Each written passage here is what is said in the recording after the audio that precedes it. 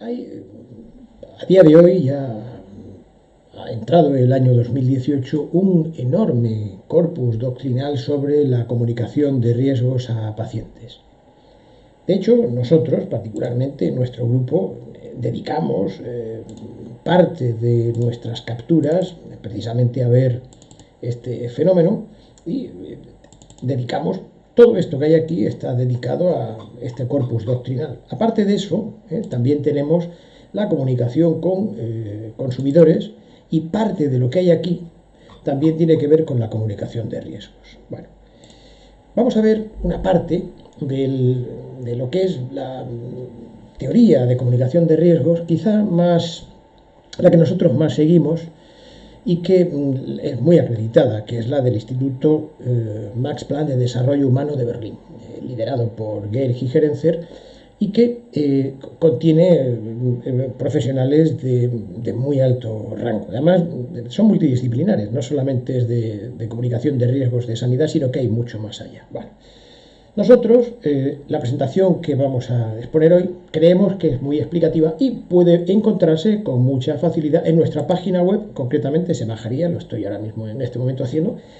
Nos vamos a la pestaña de varios. En varios sacaríamos la que se llama comunicación de riesgos, que es esta que está aquí, y en comunicación de riesgos exactamente es esta que está aquí. Simplemente tendríamos que bajarla. Aquí está bajándose y sería muy fácil de... Bueno, dado que la tenemos ya nosotros comprometida aquí, vamos a quitar en principio la página web y continuamos con la que ya tenemos abierta. ¿Comprenden los riesgos los pacientes que les comunican sus médicos? Bueno, antes de nada, digamos que no es lo mismo riesgo que incertidumbre. La palabra riesgo se utiliza en la calle en un ámbito más extenso que en sanidad. En sanidad, riesgo, no solamente en sanidad, pero riesgo es una función de probabilidad en la unidad de tiempo. De modo que es algo conocido del que tenemos un cálculo de la probabilidad con una confianza de dónde se encuentra el verdadero valor del evento, el verdadero valor del parámetro, más o menos, que es lo que llamaríamos el intervalo de confianza. La incertidumbre, sin embargo, es algo parecido, pero en la incertidumbre no tenemos datos para saber lo que va a suceder o lo que sucedió en un momento determinado. No tenemos ese dato. Hay veces que se pueden cruzar, se pueden tocar, mejor dicho, los extremos de un riesgo muy poco conocido o de una incertidumbre que comienza más o menos a ser despejada. Bien, pero en todo caso nosotros hablaremos de riesgo en una función de probabilidad en la unidad de tiempo de algo ya medido. Bien, los diagnósticos y los tratamientos que tienen beneficios también añaden riesgos o daños para la salud. Imaginemos, este ejemplo es clásico para nosotros, lo tenemos muy recomido ya, ¿no? Que los 100 habitantes de una pequeña isla de Micronesia enferman por la picadura de un insecto y que además provocará la muerte de 10 de ellos en un año. Bien, esto significa que el riesgo basal, la función de probabilidad en la unidad de tiempo, que se ve perfectamente, el riesgo basal de muerte es de 10 por cada 100 enfermos, o lo podemos explicar, eso es en forma de frecuencia absoluta, o lo podemos explicar en forma de porcentaje. Es decir, el 10% en un año, siempre condicionado a la unidad de tiempo. No hay un riesgo que no tenga que ver con la unidad de tiempo, si no, no es una función de riesgo, ¿vale? Si no, no es una función de probabilidad en la unidad de tiempo, el riesgo. Bien. En esa isla de Micronesia que nos hemos inventado, también hay un antídoto que evita 3 riesgos, 3 muertes por cada 100 enfermos. El beneficio, por tanto, será restar del riesgo basal el riesgo que ahora mismo estamos evitando, sería del 3%. Pero como esa planta también provoca una muerte adicional por cada 100 enfermos debido a un paro cardíaco, ejemplo que nos hemos inventado, el riesgo añadido, por tanto, es del 1%. El balance de beneficios y riesgos sería el riesgo basal menos los beneficios más los riesgos añadidos. Es decir, partiríamos inicialmente de aquello que es ominoso, que molesta, que es aversivo, que es el 10% basal. Aquí le quitamos el 3% de beneficio y le sumamos el añadido de riesgo del 1%. Con lo que entonces el balance final será que el paciente queda con un 8% de riesgo, ¿verdad? Bien, es la probabilidad de que le suceda una muerte en un año si tiene este tratamiento con esta planta. Bien, dado que en sanidad tenemos un reconocimiento de patrones y una jerga que es la contraria a esta, que sería la forma natural en la que aprendería un niño que pasa de los números naturales a los números enteros, teoría de los números, quiere decir que nosotros tenemos por costumbre poner en verde, de color verde, el beneficio, no está mal, lo vamos a seguir haciendo, y los daños añadidos en rojo, pero nosotros en sanidad lo hacemos mal, porque los beneficios los ponemos en positivo y los daños añadidos en negativo, cuando de suyo es lo contrario. Debería ser lo contrario porque partimos de un riesgo basal y el beneficio debe ser negativo. Bien, dado que no queremos ir nosotros solos bien y con el paso cambiado con toda la comunidad biomédica, vamos a utilizar en la jerga nuestra, reconociendo los patrones, los beneficios en positivo y los riesgos en negativo, aunque originariamente sea lo contrario, pero en fin, para no disonar de todo el mundo. Esto tiene como problema, como limitación, como cosa mala, el hecho de que cuando actuamos de esta forma no nos comprometemos a ver cuál es el riesgo basal. Y hay que tener en cuenta que todas las intervenciones que se hacen deben estar subordinadas y condicionadas a la aversión que nos produce algo que consideramos que es inaceptable. Ese es el riesgo basal. Ese sería este 10%. Cuando en sanidad nos venden tratamientos o intervenciones que no están condicionadas a un riesgo basal, mala cosa. No sería lo correcto. No es racional. Continuemos. Los médicos pueden necesitar comunicar los beneficios y los daños añadidos a los pacientes. Y lo ha venido haciendo el médico de una manera más o menos razonada o intuitiva, de una forma heurística, ¿no? Hay diagnósticos y tratamientos cuyo balance es favorable a los beneficios y la inmensa mayoría de los pacientes estaría de acuerdo con aceptarlos. Pero hay otros cuyos beneficios son escasamente mayores que los riesgos, en los cuales un buen número de pacientes, si fueran informados, no estaría de acuerdo con aceptarlos, razón por la cual un médico necesita comunicárselo a los pacientes para que tomen una decisión compartida. La toma de decisiones compartida también sería motivo de otra sesión porque tiene también un corpus doctrinal, dado que se estudia muy profundamente en lo que se llama la psicología del pensamiento. La toma de decisiones no es algo que se intuya en sanidad así por las buenas, sino que existe un corpus doctrinal muy importante, muy antiguo ya, desde más de un siglo, estudiado por la psicología y que debe auxiliarnos a nosotros cada vez que hablemos de toma de decisiones o de toma de decisiones compartida. Ahora bien, la capacidad aritmética para los números, para la estadística del paciente, es esencial para que comprenda esos riesgos relacionados con la salud. Bien, expliquemos de todas maneras antes de continuar que en lo que se llama la dimensión cognitiva, la cognición como dimensión tiene varios niveles y tienen que ver correlativamente con la neuroarborización. Normalmente empezaría siempre en el hipocampo. Dentro de la cognición hay varios niveles de profundización y que tienen que ver con la psicología del aprendizaje, con lo que se aprende.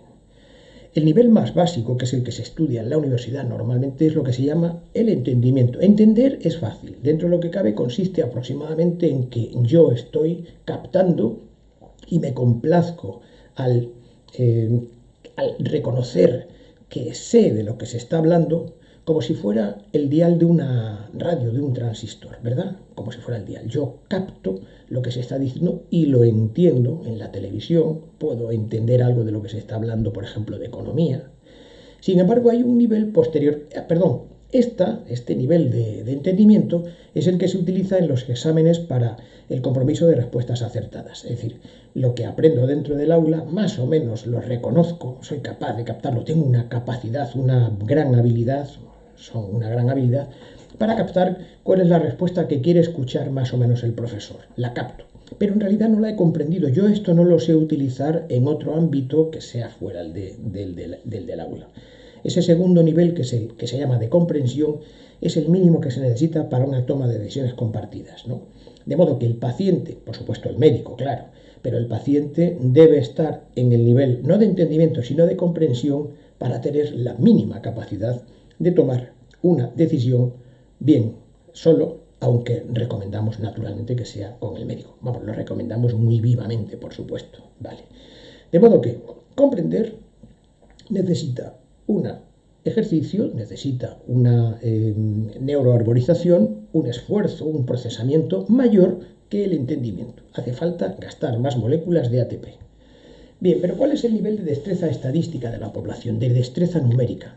Vamos a decir así, como si fuera de numerismo. Uno, como no sabemos si la destreza estadística es alta o baja, dos investigadoras llevaron a cabo un estudio para conocer cuál es el nivel de la población general y cómo se distribuye en determinados grupos. Bien, a continuación estas dos investigadoras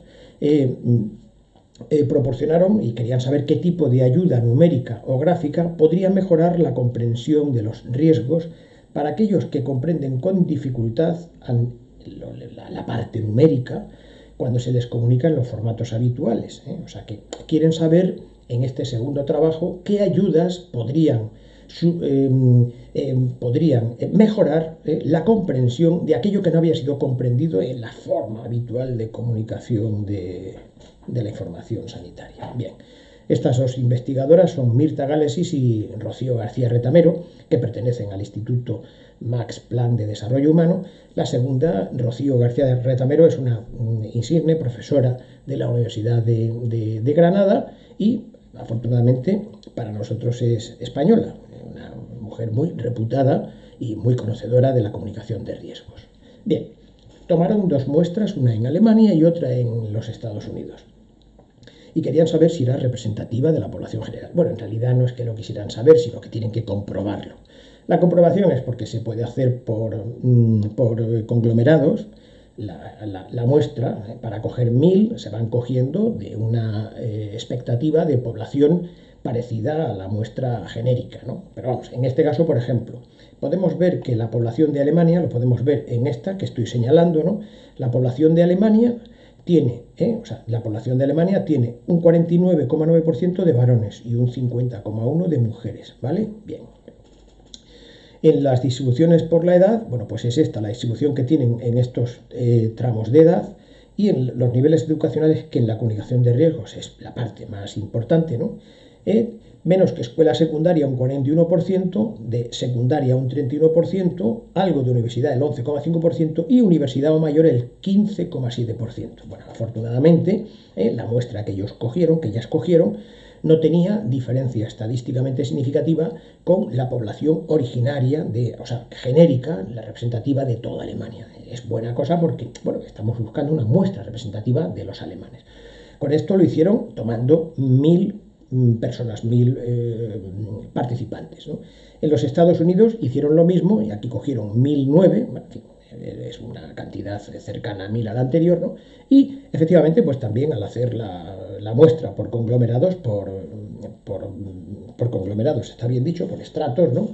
Pues consiguieron, naturalmente, que también fuera perfectamente representativa de la población de Estados Unidos. Hacemos notar el hecho de que en Estados Unidos la población de universidad o mayor es del 30%. En Europa, en Alemania, que es de los países que más universidad tiene, es el 15%, en Estados Unidos es el doble, que es quizá en lo que los norteamericanos nos sacan a los europeos una ventaja importante, o sea, más allá de la universidad, sobre todo por los programas que tienen de hacer, no solamente, es decir, ya de comprensión, de aplicación, y no solamente de compromiso de respuestas acertadas, que es un poco lo que podríamos tener más arriba, un poquito más arriba. Bien, de acuerdo, bueno, pues para comprobar la destreza gráfica, pedían a la población pues estas tres pruebas, a ver si acertaban. Naturalmente, vamos a ver si podían los participantes en esta encuesta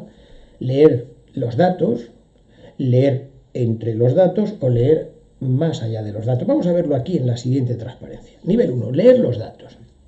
Yo he presentado esta línea que los participantes, los encuestados, no ven, pero lo presento para la exposición porque va a facilitar el entendimiento y la comprensión de toda la sesión, de toda la presentación.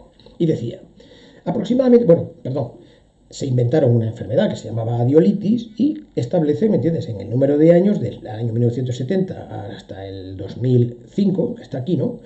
Pues van viendo los porcentajes de la población con adiolitis. 5%, aquí sería una cantidad que no voy a decir, 10%, 15%, más o menos se va viendo perfectamente.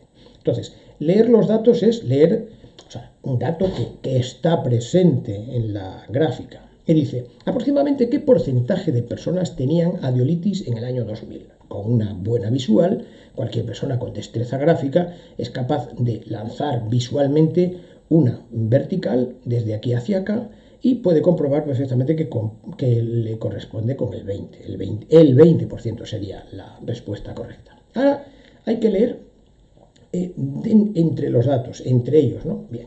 Y dice, ¿cuándo fue mayor el incremento del porcentaje de personas con adiolitis? ¿Cuándo fue mayor? ¿Desde 1975 a 1980? ¿Desde 1975 a 1980? ¿Desde 2000 a 2005? O sea, en estos 5 años. ¿O el incremento fue igual en ambos intervalos? Esta es la respuesta correcta.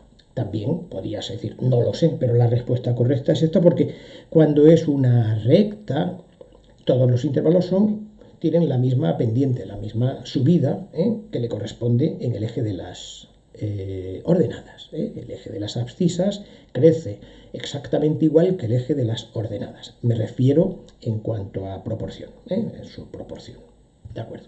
Y ahora, leer más allá de los datos, fuera de la gráfica. Este ya es un poco más difícil, ¿no? Dice, de acuerdo a su mejor estimación, ¿cuál sería el porcentaje de personas con adiolitis en el año 2010? Es decir, que intentan que estimen si esto va a llegar, ¿qué número sería este?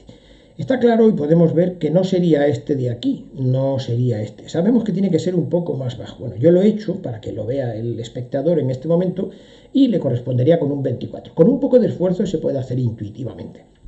Pero por no demorarme en la exposición, no lo voy a hacer. Cualquiera que lo quiera mirar, lo puede hacer a través de la presentación que se ha bajado de nuestra página web. O sea, vemos que es que crece 2 puntos porcentuales cada 5 años, con lo que entonces es fácil de interpretar, fácil, con un poco de esfuerzo y de procesamiento se ve que son 24. Esto sería las personas con una alta capacidad gráfica, ¿vale? Y ahora vamos a ver con la numérica. Bien, para comprobar esto utilizaron un cuestionario de 9 preguntas, un cuestionario validado. Este cuestionario es norteamericano y tenía 10 preguntas. Quitaron una porque tenía que ver con hamburguesas y podría haber algún contexto distinto en la interpretación de la pregunta, en la narrativa de la pregunta en los Estados Unidos, muy contextualizados con la hamburguesa, y en Alemania bastante menos. Entonces decidieron hacer el cuestionario con 9 preguntas, hicieron una validación del idioma porque había que trasladar el idioma norteamericano, en este caso el inglés, al alemán y, bueno, pues este cuestionario lo utilizaron con mucha profusión. Por ejemplo, se trataba de ver más o menos si habían demostrado, si demostraban más o menos que comprendían, primero, o sea, si estimaban correctamente estas respuestas, si estimaban correctamente estas respuestas. Por ejemplo, la número 4 dice, imagine que tira un dado de 6 caras 1000 veces y dice, de 1000 tiradas, ¿cuántas veces cree usted que el dado saldrá par? Es decir, par, por si alguien se equivoca, es sacar un 2 en el dado, o un 4 o un 6. Y aquí hay que contestar 500 veces de cada 1000, porque es la mitad de cada 1000, par o impar, ¿vale? La siguiente pregunta dice, ¿cuál de los siguientes números representa el más alto riesgo de tener una enfermedad? El 1%, el 1 en 100, perdón, 1 en 1000 o 1 en 10. Aquí se puede equivocar alguien, pero la respuesta correcta sería 1 en 10. Por ejemplo, la siguiente. ¿Cuál de los siguientes valores representa el mayor riesgo de tener una enfermedad? ¿El 1%, el 10% o el 5%? Aquí en este caso sería el 10% porque es más grande que el 1% y es más grande que el 5%. Bien. Bueno, vemos de una visual, más o menos en las frecuencias de contestación correcta, vimos que los promedios era un poquito mayor en Alemania, se ve aquí que es un 68,5%, frente a un 64,5% de Estados Unidos. Bueno, hemos hecho una interpretación, creemos que es correcta, y es que en Estados Unidos destacan sobre todo en más allá de la universidad, pero en menos de universidad es posible que la educación general de universidad hacia atrás, normalmente en Europa, puede ser en algunas ocasiones incluso un poquito mejor. Es una afirmación que hemos interpretado nosotros sin haberlo comprobado del todo. Pero en todo caso, lo que sí podemos ver es más o menos que las personas de Alemania, incluso con genéricamente, ¿no? Pues tienen una interpretación de la estadística, más o menos de estas 9 preguntas, en un 68% y aquí en un 64%, más o menos, ¿no? ¿Vale? Bien. Bueno, se puede ver aquí en el análisis de subgrupos que efectivamente, destacan un poquito más en Estados Unidos, aquí el verde son los que tienen mejor resultado y en este caso son un poquito mejor resultado perdón, me he equivocado de estrato porque estos son el total de ingresos y bueno, tendría importancia, pero bueno, yo quería ir al nivel más o menos académico de educación y se ve que es un poquito mejor solamente en universidad o mayor. Era también de esperar, ¿no? Bien. Bien, pero los riesgos pueden ser comunicados por un médico en varios formatos numéricos, y a los médicos se les comunica también por parte de la industria o de las instituciones en determinados formatos numéricos. Bien, se trata de ver con cuál de ellos se comprende más correctamente. No he dicho se entiende, he dicho se comprende, es decir, que tiene uno que interpretar y narrar correctamente en un formato distinto al que aprendió en el aula y además con otras variables y con otras cuestiones que no son estrictamente las originales del aula, ¿vale? Bien. 2 formas de comunicación numérica. Bueno, esta gráfica no la ven los participantes, la he puesto yo para que el lector, el escuchante, el que está viendo este vídeo, pues pueda saber más o menos qué es lo que vamos a hacer posteriormente. Pero no lo ven los sujetos de investigación, ¿vale? Bien. Bien, se simuló una sintomatología arterial para la que había 2 desenlaces. La mitad de los participantes recibió la información acerca de la reducción del riesgo en forma de reducción absoluta del riesgo. Es una reducción absoluta del riesgo, sería un poco como en frecuencias absolutas. La reducción en frecuencias absolutas del riesgo. Bien. Y la otra mitad la obtuvo en una reducción relativa del riesgo. Reducción relativa del riesgo porque hay muchas veces que recibimos la información de una forma o de otra. Bien, por ejemplo, en la consulta los médicos normalmente reciben la información en el caso de que, porque es más apabullante, normalmente la reciben en reducción relativa del riesgo. Este tema ya lo hemos estudiado nosotros en otra sesión, en otra de nuestras sesiones, de nuestros cursos, concretamente del módulo 1, que es aquello que llamamos es clínicamente relevante, además de estadísticamente significativo, en el que expusimos muy profusamente y con muy buena bibliografía el efecto marco en el que incurren los médicos, los pacientes, los gestores y los políticos, perdón, que no lo olvidaba, cuando la información se les proporciona en este formato, reducción relativa del riesgo. Pero avancemos un poco. Bueno, pues se trataría de ver más o menos en un ensayo en el que el Vitarilén, un fármaco que se han inventado ellos para que acabe en len, en una sintomatología arterial con un seguimiento de 5 años, ¿vale? Bueno, pues se ve aquí perfectamente, ¿no? Bien, aquí ponemos el accidente cerebrovascular, que es el único que vamos a ver, porque la otra variable sería igual que esta, no vamos a abundar más en lo mismo. En la columna primera, en esta columna primera, tenemos el aspirante, este sería la intervención con Vitarilén, y hemos puesto que estaba hecha por 100 pacientes en riesgo, ¿verdad? 100, n igual a 100. Y en el grupo de placebo hemos puesto también 100. Hemos puesto esto para que facilite la comprensión. Repito, esta tabla no la ven los participantes. Es para que nosotros comprendamos lo que vamos a continuar viendo. Bien. Y dice algo así que se producen 15, o sea, 15 eventos de accidentes cerebrovasculares, es decir, un 15%, si toman Vitarilen, y si toman placebo se producen 20, es decir, 20 de cada 100 es el 20%, ¿vale? Este sería el riesgo basal, el 20%, ¿vale? La historia natural de la enfermedad más o menos está representada por el grupo placebo. Bien, entonces, se va a presentar la información de dos formas distintas. Vamos a ver, para el desenlace accidente cerebrovascular, porque el otro no lo vamos a ver, aquellos que reciben en el primer formato, en la reducción absoluta del riesgo, se les comunicó de la siguiente manera. Dice, de los pacientes que tomaron placebo, 20 tuvieron un accidente cerebrovascular. Es verdad, de los pacientes que tomaron placebo, 20 tuvieron un accidente cerebrovascular. Comparado con el grupo que tomó placebo, en el grupo de Vitarilen hubo 5 pacientes menos que tuvieran un accidente cerebrovascular. Es decir, que a ellos se les comunica de esta forma y no de esta. Pero ahora se comprende muy bien que lo que yo estoy diciendo aquí es lo que hemos visto en la tabla con más facilidad. Pero se trata de ver si ellos lo comprenden. Bien, los participantes del estudio. En la forma de reducción relativa del riesgo, la primera parte es la misma. De los pacientes que tomaron placebo, 20 tuvieron un accidente cerebrovascular, es igual que la anterior. Y ahora ya cambia, dice, comparado con el grupo que tomó placebo, en el grupo de Vitarilen hubo un 25% de reducción relativa del riesgo de tener un accidente cerebrovascular. Vamos a verlo, que es verdad que es así. Bien. En el primer formato nos dice que hay una reducción, o sea, de un 5%, una reducción de un 5% que es este de aquí, que hemos dicho, perdón, aquí, ¿no? Decimos que hay 5 pacientes menos, se reduce en 5 pacientes menos en frecuencias absolutas, ¿vale? Bien. Y en la forma de reducción relativa del riesgo, o sea, si nos damos cuenta, este 5%, 20 menos 15 es el 5%, en relación con el riesgo basal. 5% partido por 20% es el 25%. Y efectivamente, o sea, nos damos cuenta de que el 25% de reducción del 20 es reducirlo. El 5% corresponde a 5 unidades porcentuales. Bien, de acuerdo.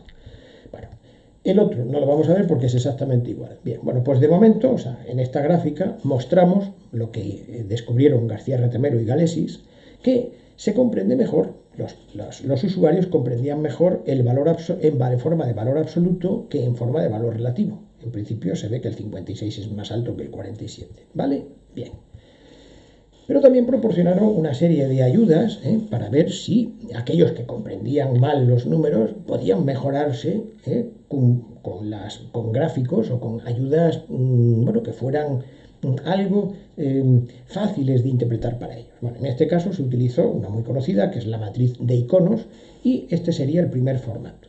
Sería la matriz de iconos, solo enferman, es decir, solamente de los enfermos. Se ve a la izquierda que hay 15 iconitos con el Vitarilen que corresponden a los 15 pacientes que tienen el evento cerebrovascular si toman Vitarilen. Y a la derecha hay 20, porque se ve que son 20, 10 en la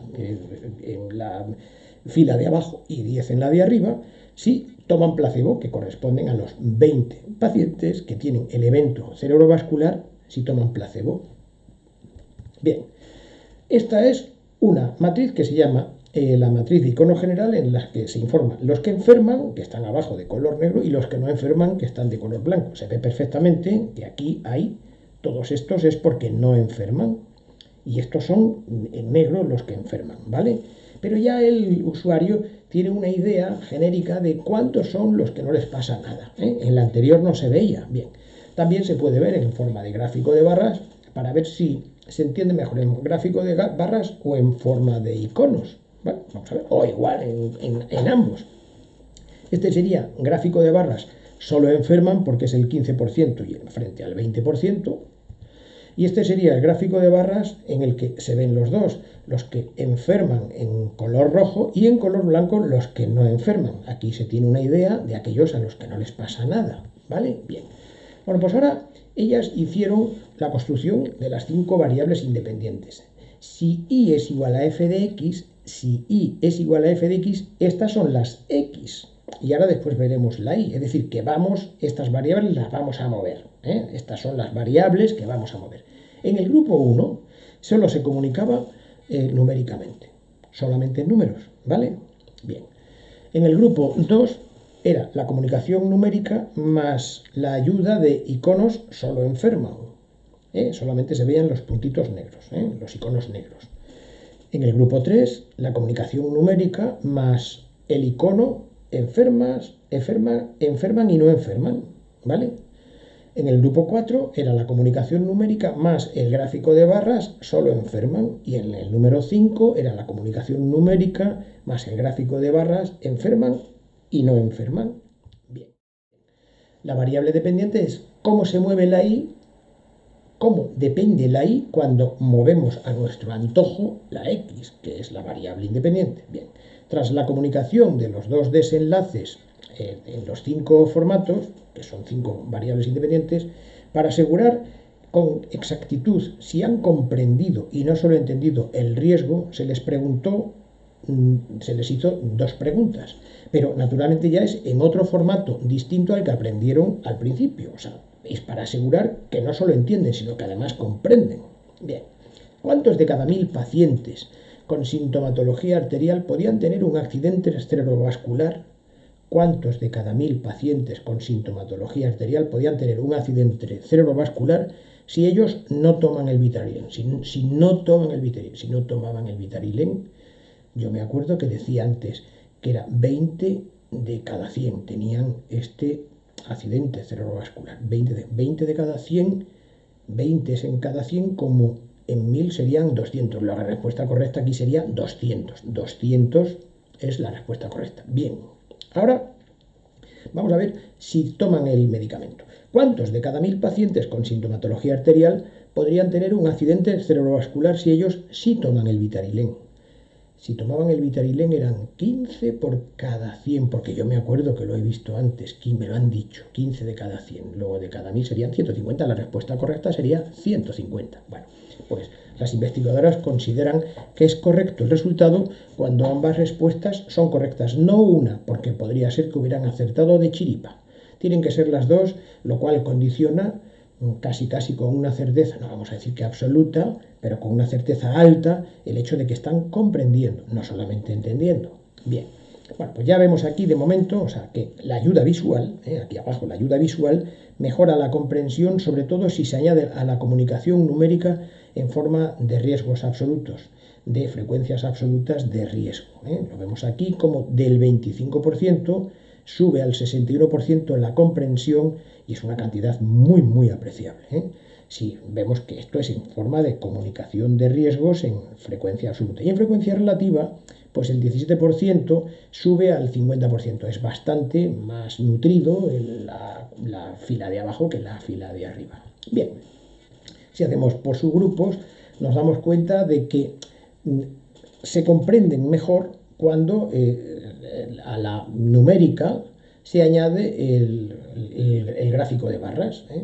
Y mejor todavía cuando es el gráfico de barras general en el que hay enfermos y sanos, que lo vean un poquito mejor. Bueno, en fin, nos sorprende un poco en este caso el hecho de que parece que las barras en este trabajo lo comprenden un poquitín mejor que los iconos, ¿vale? Bien, pero vamos, lo que parece fuera de duda es que se comprende mejor si es sanos y enfermos la comunicación gráfica, ¿vale?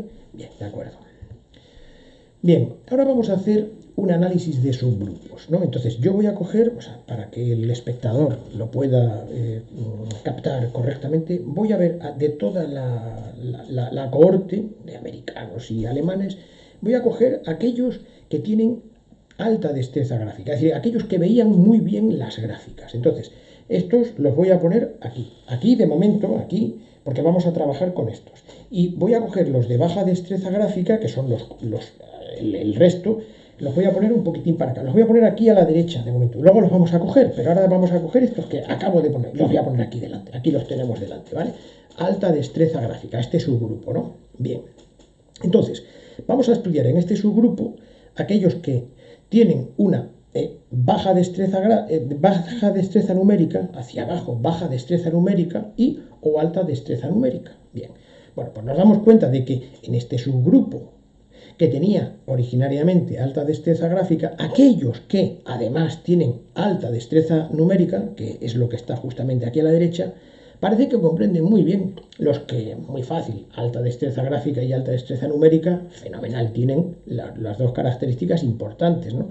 Y se ve que van subiendo la comprensión y en este caso incluso, bueno, aquí se ve perfectamente que llegan al 99% cuando es numérica y el icono general, es decir, iconos sanos y enfermos, pero también lo hacen perfectamente bien cuando es el diagrama de barras, el diagrama de barras y el gráfico de barras, general, enfermos y sanos, un 86%, ¿vale? Bien. Estos son los que hemos puesto en la parte de abajo, que son los que tenían alta destreza numérica. Y ahora los que ven mal los números, baja destreza numérica, que los ponemos aquí arriba, ¿no? Estos tienen ya alguna dificultad más, ¿no? Efectivamente, cuando se les comunica en forma numérica, tienen una comprensión de un 15%, ¿vale? Y van subiendo, pero la buena noticia es que esta gente, se beneficia del implemento, de la implementación del suplemento, mejor dicho, en este caso, de la suplementación de una ayuda gráfica. Porque llegan a comprender cuando se les ofrece la ayuda gráfica de sanos y enfermos, tanto en iconos como en abajo, un poquito más abajo se ve en gráfico de barras, llegan a una comprensión muy alta, o sea que casi hasta incluso se podría llegar a parecer a los anteriores. No tanto, pero vamos, lo mejora mucho. Es decir, parece que el tener una de las dos habilidades, en este caso el que tenga una alta destreza gráfica, puede suplir su analfabetismo numérico. Vamos a decirlo de esa manera, ¿vale? Bueno, y ahora este subgrupo lo vamos a echar para allá, estos que tenían alta destreza gráfica, y nos vamos a traer los que teníamos aquí, los de baja destreza gráfica. Los tenemos aquí ahora mismo delante, los de baja destreza gráfica. Veían mal los gráficos, bien. Ahora vamos a ver aquellos que tenían alta destreza numérica, los que tenían, vamos a mirarlo hacia abajo, alta destreza numérica, ¿no? Ahora en este subgrupo, y nos damos cuenta de que estos, aun viendo mal los gráficos, son capaces de captar con los números mucho, mucho, mucho. De modo que parece claro que el hecho de tener alta destreza numérica mejora mucho la comprensión de los riesgos. Y se ve aquí perfectamente porque tienen estándares que son altos. Se ve aquí perfectamente que tienen aquí estándares que son desde el 63, 81, 77%. O sea que se ve bien que está bien suplido.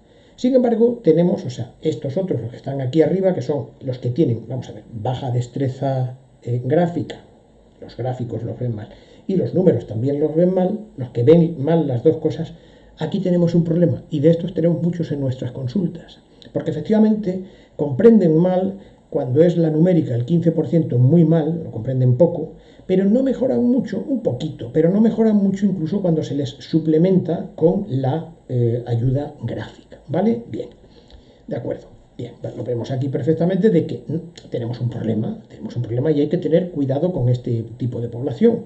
Mejoran solo si además tienen alta destreza numérica, sería, ¿no? Bien, en principio, un resumen de lo que hemos visto hasta ahora, para continuar con un poquito más. En estos estudios muestran que la toma de decisiones de los pacientes mejora cuando se utiliza la ayuda visual, especialmente cuando las personas tienen mala destreza numérica, son un poco analfabetos numéricos, ¿vale? Bien. La mejora es mayor si los resultados se presentan en valores absolutos, frecuencias absolutos, más que en frecuencias relativas, que en valores relativos, y mejoran más con gráficos que muestran los que enferman y los que no enferman. Enfermos y sanos simultáneamente. Bien, la incertidumbre que tenemos aquí es la que hemos nombrado hace un momentito y es la dificultad que tenemos con aquellos que carecen de las dos destrezas, es decir, que son anuméricos y que son también agráficos, o sea que no tienen destreza ni gráfica ni numérica, porque es un sector importante que le resulta muy difícil la toma de decisiones a través de este tipo de documentación. Hay otro tipo de forma de captar más o menos, que serían heurísticos, que no entran en este momento. Pero naturalmente el médico debería comprender o saber más o menos cuál es este tipo de pacientes para no intentar forzar una toma de decisiones compartidas mediante este tipo de formatos. Bien, la conclusión hasta aquí. Los médicos pueden utilizar estas estrategias numéricas y gráficas cuando deban comunicar beneficios y riesgos a sus pacientes. ¿Vale? Bien. Pero hay algo más.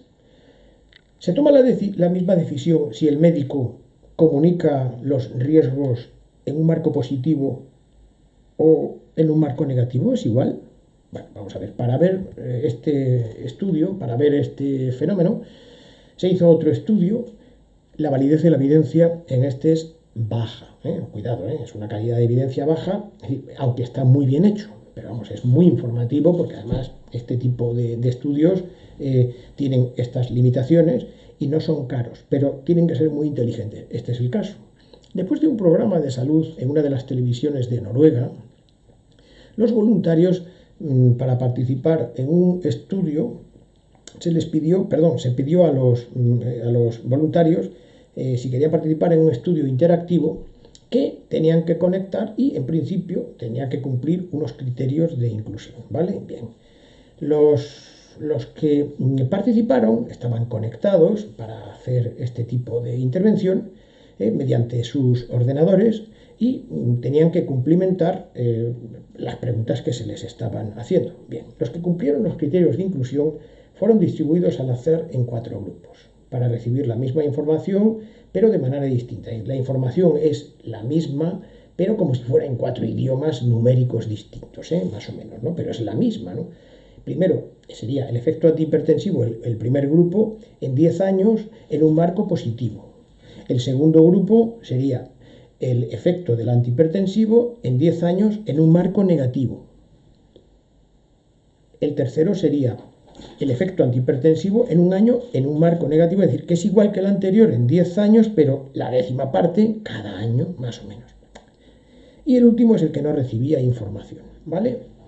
Bien, cada participante tenía que imaginarse ser un varón de 44 años. Tenía que imaginarse ser un varón de 44 años, ¿vale? Bien. Entonces, vamos a ver cuál es la variable independiente en este caso, que es la que vamos a nosotros a mover. Tenemos que hacer que el varón, o sea, que esta persona imagine que es un varón con una presión sanguínea de 160-95 milímetros de mercurio. Tenía que tener, repito, 44 años, se les va explicando esto, y una presión sanguínea de 160-95 milímetros de mercurio, sin otros factores de riesgo cardiovascular, para que se haga más fácil y que haya menos contaminación, haya menos interacción y menos confusión, mejor dicho, ¿no? No tenían que tener otros factores de riesgo cardiovascular, es decir, no fumaban, no eran diabéticos, no tenían el colesterol alto y con una vida activa y dieta saludable. De modo que el único factor de riesgo que podríamos decir que se les va a informar ahora es la presión sanguínea de 160-95. ¿Vale? Hasta aquí continuamos. Su médico le comunica posteriormente que la presión sanguínea 160-95 eleva su riesgo de enfermedad cardiovascular, especialmente el accidente cerebrovascular y el ataque cardíaco.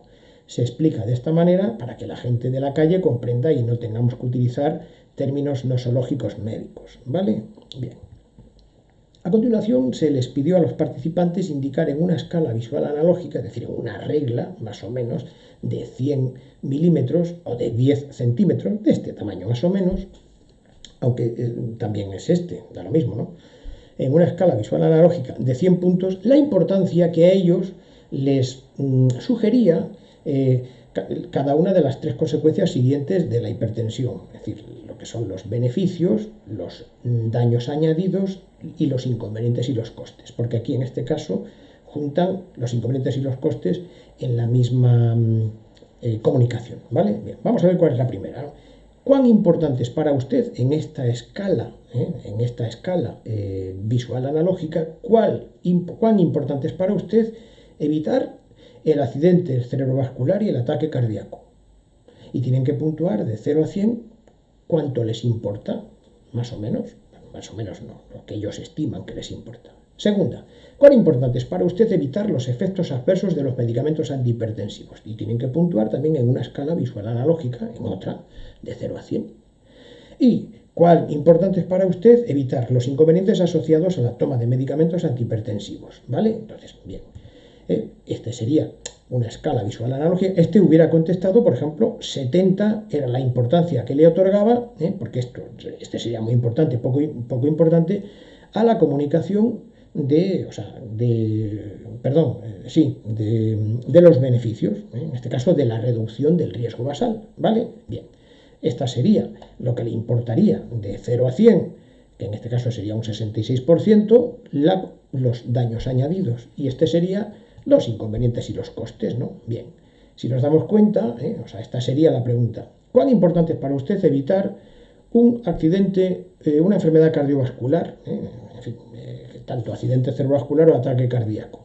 La siguiente pregunta es: ¿cuán importante es para usted evitar uno más de los efectos adversos que son convulsiones, impotencia, náuseas, calambres musculares, manos o pies fríos, cansancio, resfriado, rubor o inflamación de rodillas? ¿Vale?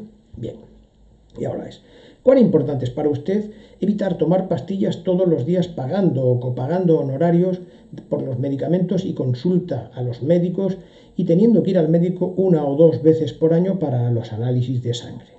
¿Vale? Bueno, pues esta sería la respuesta de una persona, por ejemplo, y las hemos juntado todas en esta tabla. Bien, esta tabla nos sirve a nosotros para ver qué. Vamos a ver. Esta columna, esta fila, sería la comunicación de beneficios. Esta sería la comunicación de daños añadidos, de efectos adversos por los antihipertensivos, y esta sería los inconvenientes y los costes, ¿vale? Bien. Bueno, pues en la primera columna estarían las 365 participantes en los que se les va a comunicar todavía no, el marco positivo de la intervención con antihipertensivos, ¿vale? Respecto a no. La siguiente sería el marco negativo por 10 años, marco negativo por 1 año, y aquellos que no recibían ninguna información, ¿vale? Aquellos que no recibían ninguna información, ¿vale? Bueno, bien, tenemos fortuna porque los grupos son comparables. Claro, naturalmente, si hubiera habido diferencias en las importancias de estas tres comunicaciones, pues hubiéramos tenido un problema, porque naturalmente hay distinta aprehensión o importancia en el inicio, antes de empezar la intervención. Bueno, afortunadamente aquí, excepto este que está un poquito desviado, hay una diferencia, o sea, 93%, 94% y 92%, vamos a considerar que la media representa a todos y que no hay diferencia clínicamente apreciable, ¿no? No es una pequeña diferencia estadísticamente significativa. Aquí, sin embargo, no hay ninguna diferencia estadísticamente significativa en el 74% aproximado que tienen todos a la hora de que les importen los efectos adversos. Y los inconvenientes les importan a todos una cantidad que es consustancial con 45,2%, más o menos, ¿no? Entonces, eso es una buena noticia porque vamos a poder ver qué es lo que pasa cuando movemos la variable independiente, ¿de acuerdo? Bien. A continuación, el médico les informa los beneficios, los riesgos, daños añadidos y los inconvenientes para tomar el medicamento antihipertensivo para que cada uno decida si quiere tomarlo o no lo quiere tomar. Comunicando los beneficios. Vamos a ver los beneficios, cómo se les comunica, ¿vale? Bien. Este sería el grupo A, que es el grupo de marco positivo para 10 años. Bien, y dice así. De cada 1000 personas que no toman medicación para reducir la presión sanguínea, 930 permanecerán sin tener una enfermedad cardiovascular en los próximos 10 años.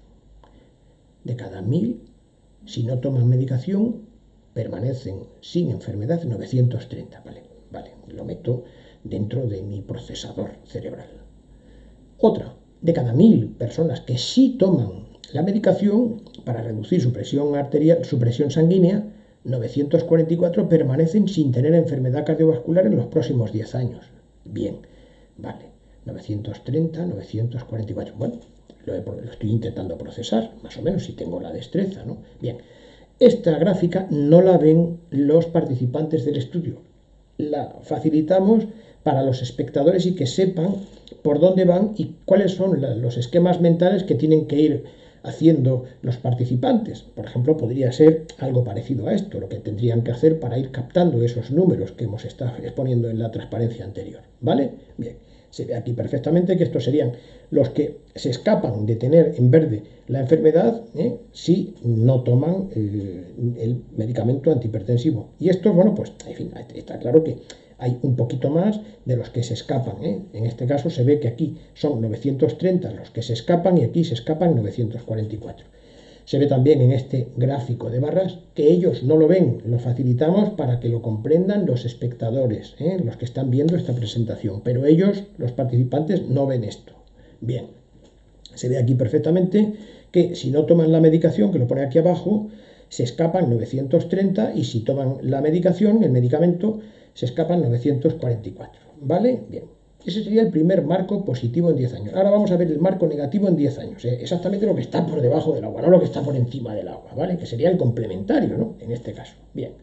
De cada 1000 personas que no toman la medicación, 70 tendrán una enfermedad cardiovascular en los próximos 10 años.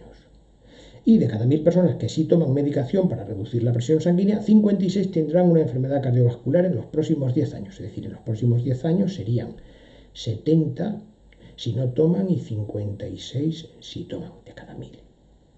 Vale, lo voy procesando. Bien, no ven esto los participantes, pero lo mostramos para que el espectador vea un poco qué esquema mental es el que está haciendo el participante. Aquí también se ve, ¿no? Se ve que son 70 en 10 años y 56 en 10 años de cada 1000, y estos permanecen, bueno, perdón, esto no lo saben ellos, me estoy pasando en este momento. Bien. Ahora, en un año, en el marco de un año, sería, por así decir, como 10 veces menos que el anterior. Vamos, por así decir, es exactamente 10 veces menos que el anterior, porque, en fin, para facilitarlo, lo hacemos como si fuera una relación lineal. No estrictamente es así, más bien es una relación exponencial, pero vamos a suponer, por motivos pedagógicos, que es lineal, ¿vale? Bien, de cada 1000 personas que no toman la medicación, un promedio de 7 tendrá una enfermedad cardiovascular cada año en los próximos 10 años. Cada año, es decir, 7 en el primero, 7 en el segundo, 7 en el tercero, y efectivamente 7 multiplicado por 10 da los 70 que habíamos visto antes. Bien, de cada 1000 personas que sí toman la medicación para reducir su presión sanguínea, un promedio de 5,6 tendrá una enfermedad cardiovascular cada año en los próximos 10 años. Efectivamente, 5,6 en el primer año, más otros 5,6 en el segundo, y en 10 años serían 56, que corresponde con la transparencia anterior, ¿vale? Bien, ellos no ven esto, los participantes, pero yo lo mostramos para que el espectador lo vea. Ahora vamos a comunicar los daños añadidos y los inconvenientes, ¿vale? Bien. El mensaje de los daños añadidos sería el siguiente. Entre 0 y el 10% de las personas que toman antihipertensivos experimentarán uno o más de los efectos adversos siguientes: convulsiones, impotencia, náuseas, calambres musculares, manos o pies fríos, cansancio, resfriado, rubor e inflamación en las piernas. Ahora los inconvenientes, que los van a juntar con los costes. Los inconvenientes, un poco las molestias, que no suponen un riesgo para la salud, pero quitan calidad de vida, ¿no? Usted debe pagar, disminuyen la autonomía, se hace uno más heterónomo. Usted debe pagar o copagar el medicamento y las visitas al médico, y usted debe ir al médico para chequeos regulares, entre otras cosas para hacerse los análisis de sangre, y usted necesita tomar todos los días las pastillas, ¿vale? Bien. Ahora decida usted si tomaría o no el medicamento. Viendo, después de haberse hecho una primera idea, los participantes,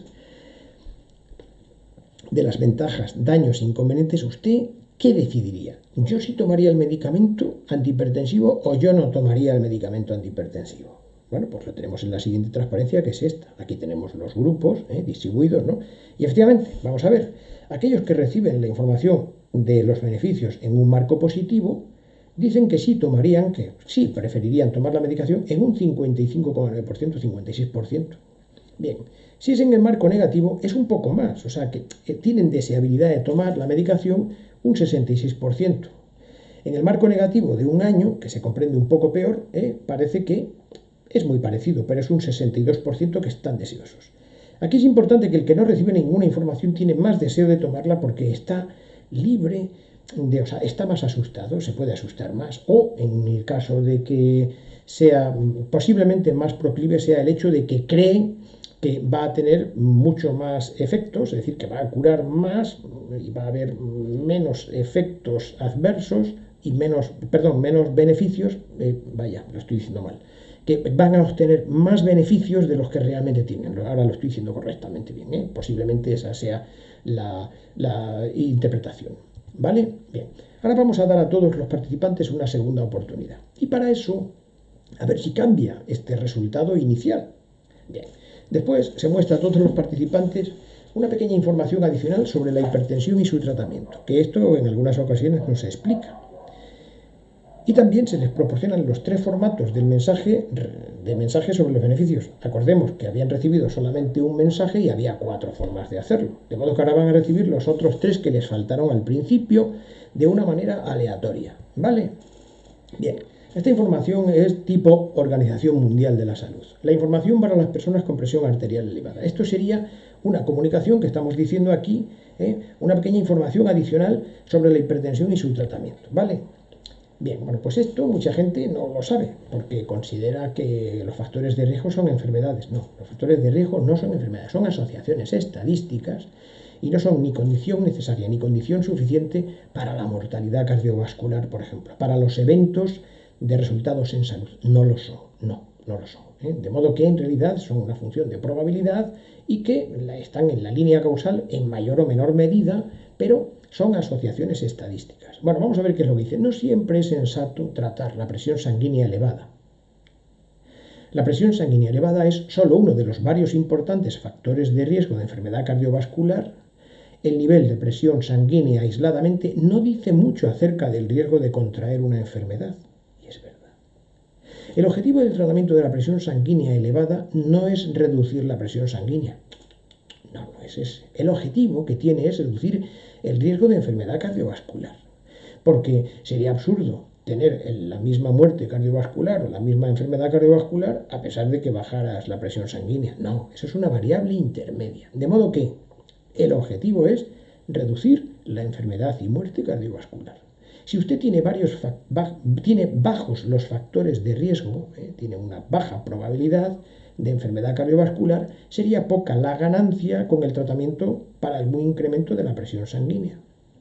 De otra parte, si usted tiene un alto riesgo de enfermedad cardiovascular, puede ser sensato, y de hecho lo es, iniciar el tratamiento. Si usted tiene poco factor de riesgo, poca probabilidad en el factor de riesgo, es poca la ganancia, si es que hay alguna. Pero si tiene alto el factor de riesgo, la ganancia sí puede ser juiciosa, ¿vale? Bien. A continuación se les muestra todos los tres formatos de comunicación sobre los beneficios porque habían recibido uno de una manera aleatoria, ¿vale? Bien. Y esto les permite hacerse una segunda idea más precisa que la anterior porque tienen más información que la anterior y querrán, ¿por qué? Porque ahora saben los que se mantendrán sin tener la enfermedad y los que la tendrán en un marco de 10 años y de un año, ¿vale? Bueno, esto no lo ven ellos, pero esto es realmente la idea genérica que deben aproximadamente hacerse, ¿no? O sea, estos son los que no toman el medicamento y estos son los que sí toman el medicamento. Y la ganancia que se ve aquí es precisamente lo que he destacado sobre un color verde claro, que creo que se ve verde claro en la transparencia. Creo yo que sí, ¿no? ¿Vale? También lo he hecho de la misma manera en un gráfico de barras, pero no lo ven ellos, ¿De acuerdo? Bien. Bueno, pues ahora tenemos aquí la primera que hemos visto hace un momentito y ahora vamos a ver la segunda oportunidad.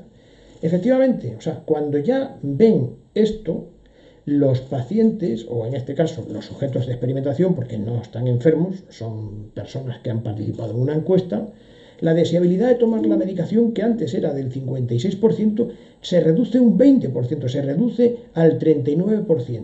De modo que, cuanta más información en estos sanos, estas personas con tan bajo riesgo, deciden no tomar la medicación cuanta más información tienen si se les da en un marco positivo. Pero, porque ahora ya también la han recibido en el marco negativo. Los que inicialmente estaban en el marco negativo descienden desde otro 20%, del 66% al 45%. Del 62% los del marco negativo para un año, este inicial en la primera opción, han bajado al 48%, bajan también. Y también, aunque hay un efecto ancla, aquellos que no habían recibido ninguna información con una deseabilidad del 80%, bajan nada más y nada menos que un 30% en su deseabilidad de tomar la medicación, que a pesar de que podrían haber bajado incluso más, porque ahora tienen toda la información, hay un efecto anclaje en el sentido de que les resulta más difícil desasirse de su primera opción, de haber tomado la medicación, y por eso es por lo que probablemente no descienden a valores del 45 y 39%. Pero vamos, vemos que está bastante cerca ya incluso de este de aquí. Bien, como conclusión, en este experimento los pacientes con bajo riesgo, a medida que aumenta la comprensión de beneficios, daños añadidos, inconvenientes y costes, más aumenta la opción de no tomar el medicamento. Las conclusiones hasta aquí, y es la última transparencia. Cuando sea necesaria la toma de decisiones compartida, Los pacientes comprenden mejor los beneficios, daños añadidos, inconvenientes y costes si se les comunica en un marco positivo y en un marco negativo, en los dos. En frecuencias absolutas, mejor que en frecuencias o cocientes relativos. Y con una ayuda gráfica, que puede ser una matriz de iconos o un diagrama de barras, por ejemplo, y mejor aún si son enfermos y sanos simultáneamente. Bien, podemos mostrar en nuestra página web, tenemos un ejemplo de la comunicación de riesgos de una de nuestras evaluaciones que se encuentra precisamente en en evaluaciones, no, me he equivocado, está en evaluaciones, hay también en todas las otras, ¿no?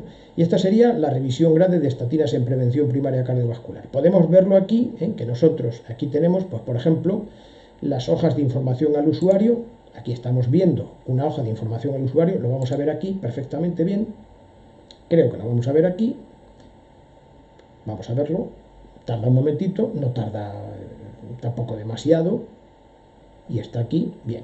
Y aquí podemos verlo, efectivamente, vemos la información numérica, se ve aquí, en un marco negativo y en un marco positivo. Pero el usuario, en este caso, tiene a su disposición aquellos que sobremueren y aquellos que sobreviven. Se ve perfectamente, ¿no? Por ejemplo, en la mortalidad por cualquier causa, en aquellos que tienen un evento y aquellos que permanecen sin evento son complementarios. ¿Por qué? Porque la mortalidad por cualquier causa, en los que están tomando estatinas, si dice mueren 23, luego sobreviven 977, se ve aquí. Vamos a hacerlo un poquitín más pequeñito, ¿no? Un poquito más pequeñito, ¿no? Y si, en estas, si toman placebo o no toman estatinas, mueren 27 en 3,5 años de cada 1000. Había olvidado decir que las personas que están en riesgo son 1000. Es importante decir esto, 3,5. Bien, pues el complementario, aunque ya se había adivinado, es 973. Es decir, que conviene enseñarle ambas cartas de efectos para que vean en un marco negativo y en un marco positivo. Hay veces que se hace también al contrario. Bien. Al mismo tiempo, también nosotros tenemos por costumbre, no siempre, dependiendo de la importancia de la evaluación, hacerlo en un formato gráfico. Y en este caso se ve que nuestro gráfico está asimilado a la comunicación de riesgos de este instituto Harding Center, de lo que llamamos el Instituto de Desarrollo Humano de Berlín, Max Planck, ¿no? Y se ve aquí perfectamente, bueno, esta sería la variable mortalidad, se ve aquí los que sobreviven, aquí está los que sobremueren, 27 si no toman estatinas, y aquí si toman estatinas sobremueren 23 y sobreviven 977. Lo vamos viendo en sus sucesivas perfectamente variables, ¿vale? Aquí están todos, toda una comunicación de riesgos con todas las variables. Bueno, pues de momento aquí lo vamos dejando. Gracias.